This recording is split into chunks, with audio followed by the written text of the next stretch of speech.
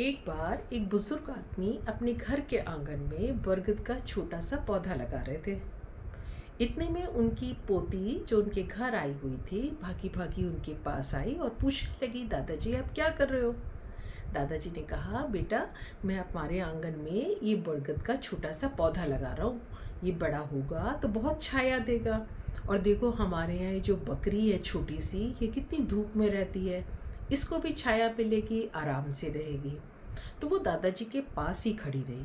जब वो दादाजी ने पौधा लगा लिया तो उन्होंने उस छोटे से पौधे के किनारे पर कुछ कांटेदार झाड़ियाँ रख दी। अब बच्ची फिर पूछने लगी, जैसा कि छोटे बच्चे प्रश्न बहुत पूछते हैं, कि दादाजी आपने इस पौधे के किनारे ये कांटे कांटे क्यों लगा दिए? तो दादाजी ने उसे बताया, बेटे देखो हमारे यहाँ ये जो छोटी सी बकरी है ना, अगर वो ही सभी नन्हे पौधे के छोटे छोटे पत्तों को ऊपर से खा जाएगी तो इस पौधे की प्रॉपर ग्रोथ नहीं हो पाएगी। ये जल्दी से अच्छी तरह से बड़ा नहीं हो पाएगा।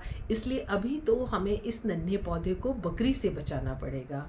और फिर जब ये पेड़ बड़ा हो जाएगा, इसकी छाया बन जाएगी, तब ये पेड़ इस बकरी को धूप से बचाएगा, इसको प्रोटेक्ट करेगा।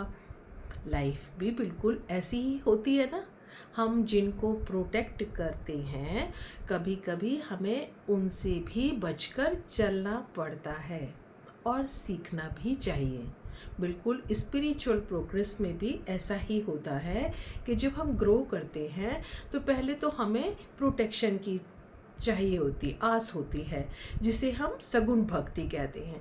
और जब हम परिपक्व हो जाते हैं, बड़े हो जाते हैं, हमारी शाखाएं निकल आती हैं, हमें ज्ञान प्राप्त हो जाता है, तो बहुत से लोग हमारे आसपास आकर हमसे ज्ञान प्राप्त करते हैं। तो हमें दोनों ही बातों को महत्वपूर्ण तरीके से लाइफ में सीखना चाहिए कि हमें एक दूसरे के साथ भी चलना है और एक दूसरे से बचकर भी चलना है, जो कुछ भी हमारे आसपास है।